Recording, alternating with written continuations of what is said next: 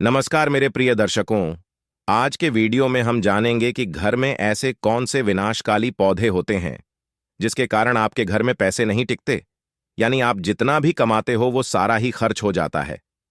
यदि इन विनाशकाली पौधों को समय पर नहीं हटाया गया तो आपके परिवार को आर्थिक तंगी और कर्ज जैसी समस्याओं का सामना करना पड़ सकता है।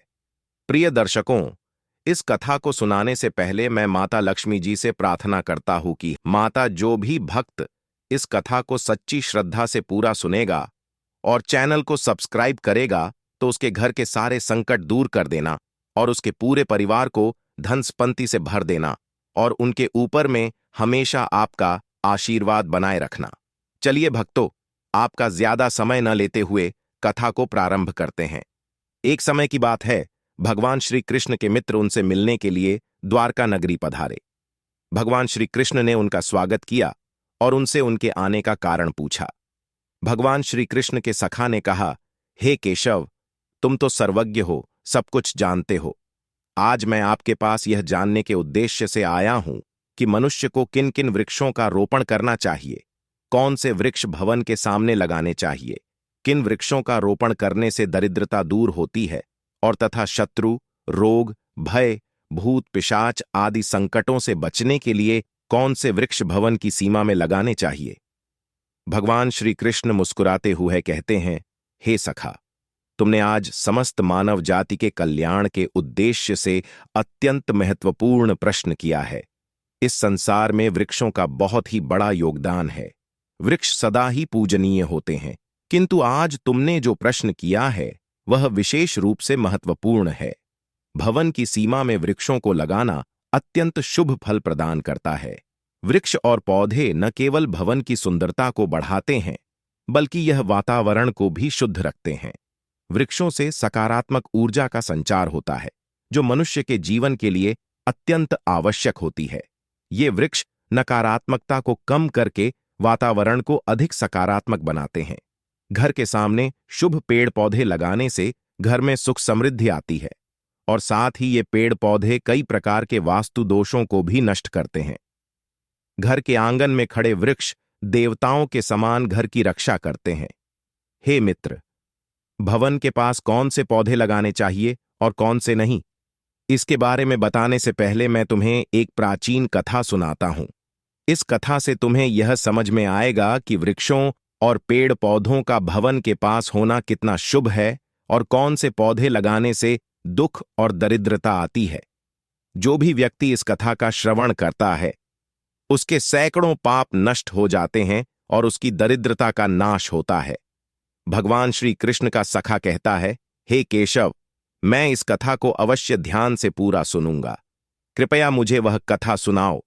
भगवान श्री कृष्ण कहते हैं, हे सखा, यह कथा पूर्व काल की है।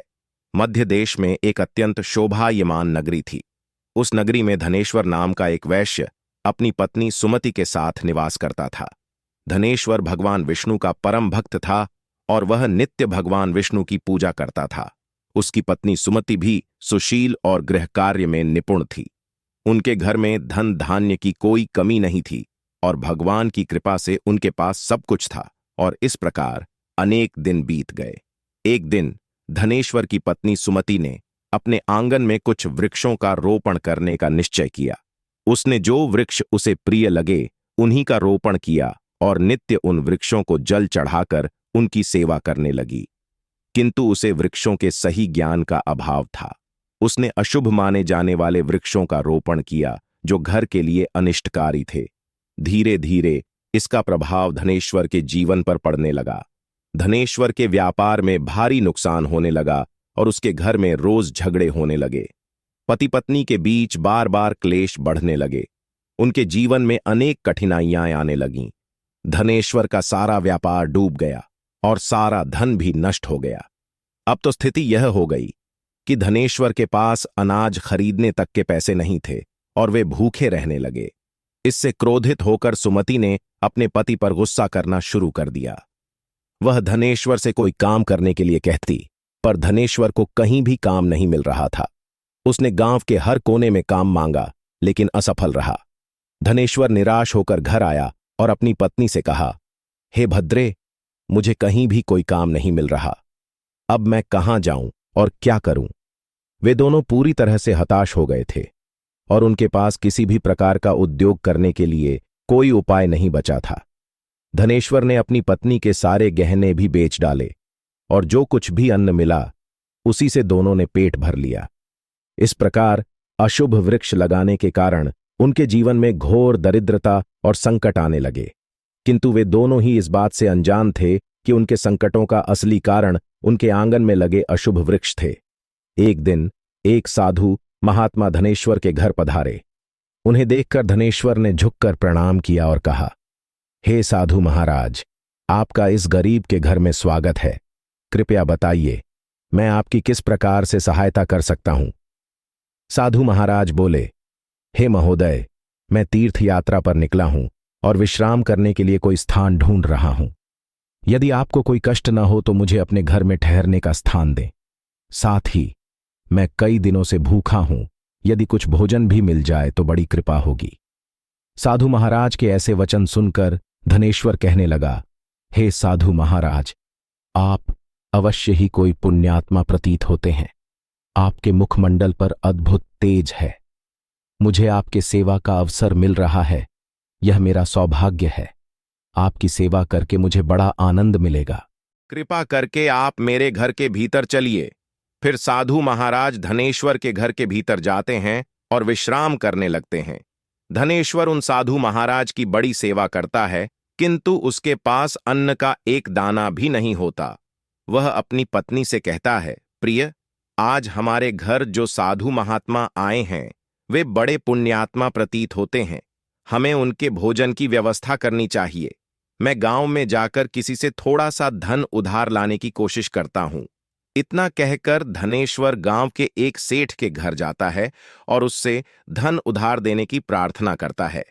लेकिन सेठ धन देने से मना करते हुए कहता है, तुम्हारे पास तो फूटी कौड़ी भी नहीं है, तुम मेरा धन कैसे लौटाओगे? धनेश्वर विनम्रता से कहता है, हे सेठ, कृपा करके मुझे थोड़ा सा धन दे दीजिए, मैं जल्द ही वापस कर दूंगा। अगर मैं धन वापस नहीं कर पाया तो आप मेरा घर ले लीजिए। धनेश्वर की बात सुनकर सेठ को थोड़ी दया आती है और वह उसे धन देते हुए कहता है, अगर तुमने मेरा धन वापस नहीं किया तो तुम्हें अपना घर मुझे सौंपना होगा। धनेश्वर वचन देता है, हे सेठ, मैं आपको वचन देता हूं कि यदि मैंने धन वापस नहीं किया तो मैं आपको अपना घर सौंप दूंगा। इसके बाद धनेश्वर सेठ से धन लेकर बाजार से दूध, चावल, सब्जी, आटा, शक्कर आदि वस्तुएं खरीद लेता है और अपने घर लौट आता है। फिर वह अपनी पत्नी से कहता है, हे प्रिय, तुम उन साधु महात्मा के लिए भोजन बनाओ। धनेश्वर की पत्नी भोजन तैयार करती है और साधु महात्माओं को परोस देती है। धनेश्वर की भक्ति और निष्ठा देखकर साधु महाराज अत्यंत प्रसन्न होते हैं। भोजन समाप्त होने के बाद जाते समय साधु महाराज धनेश्वर से कहते हैं, हे वैश्य, मैं तुम्हारी भक्ति और आदर से बहुत प्रसन्न हूं। जो भी तुम्हारी इच्छा हो मुझे बताओ, मैं अवश्य पूरी करूंगा। तब धनेश्वर कहता है, हे महात्मा, आपका आशीर्वाद ही हमारे लिए सर्वस्व है, किंतु मैं यह जानना चाहता हूं कि किस पाप के कारण मुझे दरिद्रता का दुहक भोगना पड़ रहा है। मैंने तो भगवान विष्णु की भक्ति की है, फिर भी मेरे जीवन में दरिद्रता क्यों आई है? और इस दरिद्रता को दूर करने के लिए मुझे क्या उपाय करना चाहिए? साधु महात्मा ने उत्तर दिया, हे वैश्य, जब मैं तुम्हारे द्वार पर आया तभी मुझे ज्ञात हो गया था कि तुम्हारे जीवन में घोर दरिद्रता और संकट है। इसका कारण तुम्हारे भवन के सामने लगे वृक्ष हैं। ये वृक्ष अशुभ हैं और इनकी वजह से तुम्हारे जीवन में इतनी विपत्तियां आई हैं। तुम्हारी पत्नी ने जिन वृक्षों का रोपण किया है वे अशुभ वृक्ष हैं और इन्हीं के कारण तुम्हारी ऐसी स्थिति हुई है। इसीलिए तुम इन वृक्षों को हटाकर उनके स्थान पर शुभ पौधों का रोपण करो। धनेश्वर ने साधु महात्मा से विनती करते हुए कहा, हे महात्मा, कृपा करके मुझे विस्तार से बताइए कि घर के सामने कौन से वृक्ष लगाने चाहिए जिससे घर में सुख समृद्धि आई, और किन वृक्षों का रोपण नहीं करना चाहिए। मैं आपका सदा आभारी रहूंगा। साधु महात्मा ने कहा, हे वैश्य, अब मैं तुम्हें उन शुभ वृक्षों के विषय में बताता हूं जिन्हें घर के पास लगाने से शुभ फल प्राप्त होते हैं। इसीलिए ध्यानपूर्वक सुनो। किसी जलाशय के समीप पीपल का वृक्ष लगाने वाले मनुष्य को सैकड़ों यज्ञों के समान पुण्य फल प्राप्त होता है। जब पीपल के पत्ते उस जलाशय में गिरते हैं तो वे पिंड के समान होकर पितरों को तृप्ति प्रदान करते हैं। इससे सभी प्रकार के पितृदोष समाप्त हो जाते हैं। जो मनुष्य नित्य स्नान करके पीपल का स्पर्श करता है वह सभी पापों से मुक्त हो जाता है और जीवन में कभी पराजित नहीं होता। पीपल को स्पर्श करने से लक्ष्मी की कृपा भी प्राप्त होती है। इस प्रकार पीपल का वृक्ष घर के समीप शुभ माना जाता है और पीपल की परिक्रमा प्रदक्षिणा करने से आयु में वृद्धि होती है। पीपल की जड़ में श्री विष्णु, तने में शिवजी और अग्रभाग में ब्रह्मा जी स्थित रहते हैं। अमावस्या के दिन पीपल को प्रणाम करने से जो फल प्राप्त होता है वह 1000 गायों के दान के बराबर होता है। इस संसार में पीपल के समान कोई वृक्ष नहीं है, क्योंकि साक्षात श्री हरि इस वृक्ष के रूप में पृथ्वी पर विराजमान हैं। पीपल के वृक्ष को चोट पहुंचाना या उसकी टहनी तोड़ना महापाप माना गया है।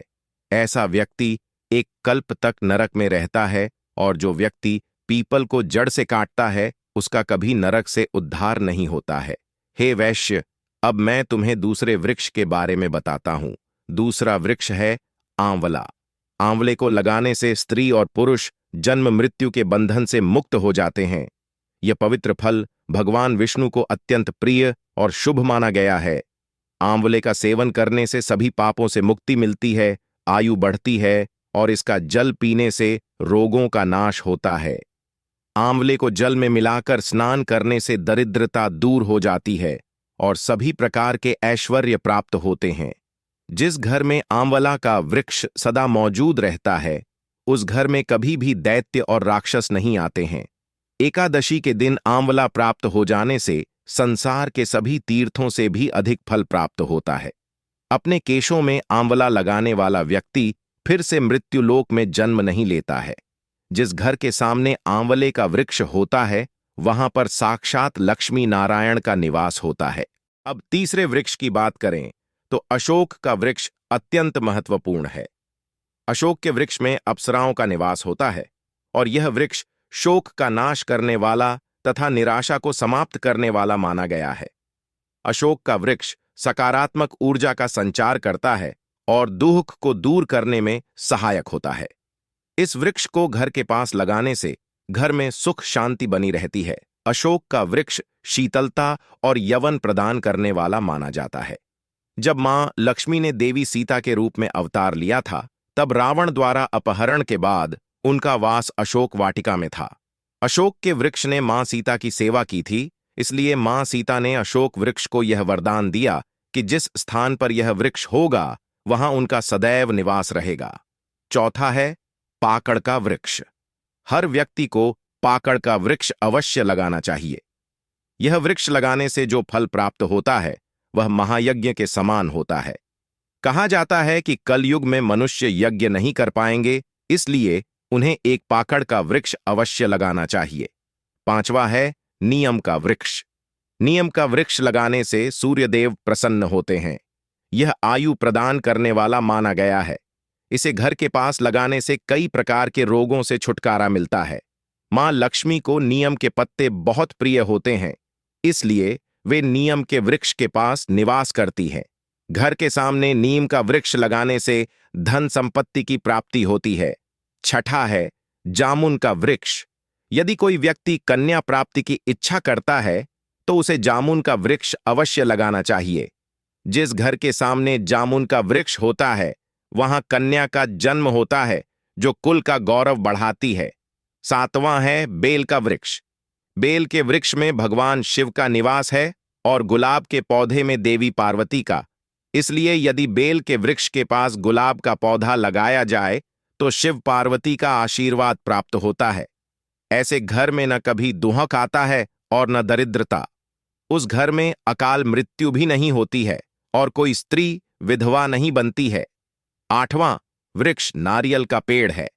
नारियल का पेड़ लगाने से पुरुष अनेक स्त्रियों का पति बनता है। नारियल किसी भी धार्मिक अनुष्ठान का आवश्यक अंग होता है और इसे अत्यंत शुभ माना जाता है। घर के आंगन में नारियल का पेड़ होने से उस घर में हमेशा शुभता बनी रहती है और उस घर के सदस्यों का समाज में बहुत मान सम्मान होता है। सुंदर पत्नी की कामना करने वाले मनुष्य को अनार का वृक्ष लगाना चाहिए। पलाश का पेड़ ब्रह्म तेज प्रदान करता है, इसलिए इसका रोपण अवश्य करना चाहिए। वंश वृद्धि और संतान प्राप्ति की कामना करने वाले मनुष्य को अंकोल का वृक्ष अवश्य लगाना चाहिए। अगर कोई मनुष्य किसी बीमारी से पीड़ित है तो उसे खैर का वृक्ष लगाना चाहिए। खैर का वृक्ष लगाने से बड़े बड़े रोग नष्ट हो जाते हैं और यह वृक्ष आरोग्य प्रदान करने वाला होता है। कुंद अर्थात मोगरे के पेड़ में गंधर्व निवास करते हैं, इसलिए इस पौधे का रोपण अपने घर के पास करने से कार्यों में सिद्धि और शुभ फलों की प्राप्ति होती है। खासकर कला के क्षेत्र में काम करने वाले लोगों को यह पौधा अवश्य लगाना चाहिए। यदि किसी मनुष्य को चोर और लुटेरों का भय सता रहा है तो उसे अपने घर के पास बेंत का वृक्ष जरूर लगाना चाहिए। यह वृक्ष चोर लुटेरों को भयभीत करता है और घर की रक्षा करता है। चंदन और कटहल के वृक्ष पुण्य और लक्ष्मी प्रदान करते हैं। इन वृक्षों का रोपण करने से दुख और दरिद्रता समाप्त हो जाती है। घर की उत्तर दिशा में पाम और कनक चंपा का पौधा लगाने से धन में वृद्धि होती है। केले का पेड़ भी बहुत शुभ होता है और यह घर में सुख, समृद्धि और खुशहाली लाता है। केले के पेड़ में भगवान विष्णु का वास होता है, इसलिए घर में केले का पेड़ होने से धन की कमी नहीं होती। हर श्रृंगार के पौधे को पारिजात भी कहा जाता है। इस पौधे की उत्पत्ति समुद्र मंथन के समय हुई थी और मां लक्ष्मी भी समुद्र मंथन से ही प्रकट हुई हैं। इसीलिए पारिजात के पौधे का बहुत अधिक महत्व है। यदि इस पौधे को अपने घर पर लगाते हैं तो आपको मां लक्ष्मी की विशेष कृपा प्राप्त होगी। मनुष्य को कभी भी ताड़ का वृक्ष नहीं लगाना चाहिए। ताड़ का वृक्ष संतान का नाश करने वाला माना जाता है। जिस घर के पास ताड़ का वृक्ष होता है उस घर के संतानों की कभी उन्नति नहीं होती। इसी तरह मनुष्य को अपने घर के पास बहेड़ा का वृक्ष भी नहीं लगाना चाहिए। इस वृक्ष पर प्रेतों का वास होता है और जो व्यक्ति बहेड़ा का वृक्ष लगाता है वह प्रेत बन जाता है। इसके नीचे बैठकर पूजा पाठ करना भी उचित नहीं है। अगर किसी मनुष्य को शत्रुओं का भय सता रहा है तो उसे केवड़े का वृक्ष लगाना चाहिए। यह वृक्ष शत्रुओं का नाश करने वाला होता है। घर में कभी भी ऐसे पौधे नहीं लगाने चाहिए जिनसे काटने या तोड़ने पर दूध निकलता हो। घर के सामने कभी भी बबूल का पेड़ नहीं लगाना चाहिए, क्योंकि इसे लगाने से विपत्ति आती है। घर के सामने बेर का वृक्ष भी नहीं लगाना चाहिए। इसे लगाने से नकारात्मकता बढ़ती है, धन का नाश होता है और संकट आते हैं। किसी भी मनुष्य को अपने घर के सामने पपीते का वृक्ष नहीं लगाना चाहिए। इस वृक्ष को लगाने से धन का नाश होता है और दरिद्रता आती है। यदि पीपल का वृक्ष भवन की पूर्व दिशा में होता है तो घर में निर्धनता व्याप्त हो सकती है। वट वृक्ष घर की पश्चिम दिशा में होने पर घर में शोक का काल चिरकाल तक रहता है। दक्षिण दिशा में तुलसी का पौधा होने पर संतान को बहुत से कष्ट सहन करने पड़ते हैं। किसी भी मृत वृक्ष की छाया घर पर पड़ने से यह मृत्यु सूचक होता है, इसलिए मृत वृक्ष को तुरंत उखाड़ देना चाहिए। साधु महात्मा ने कहा, हे वैश्य, इस प्रकार से मैंने तुम्हें इन सभी शुभ और अशुभ वृक्षों के विषय में बता दिया है, इसलिए तुम इन वृक्षों का रोपण करो और भगवान की कृपा प्राप्त करो। मित्रों, अगर आपको यह कहानी अच्छी लगी हो तो कमेंट में जय श्री विष्णु जरूर लिख देना और वीडियो को लाइक करके चैनल को सब्सक्राइब कर देना। तो बोलो जय श्री कृष्ण।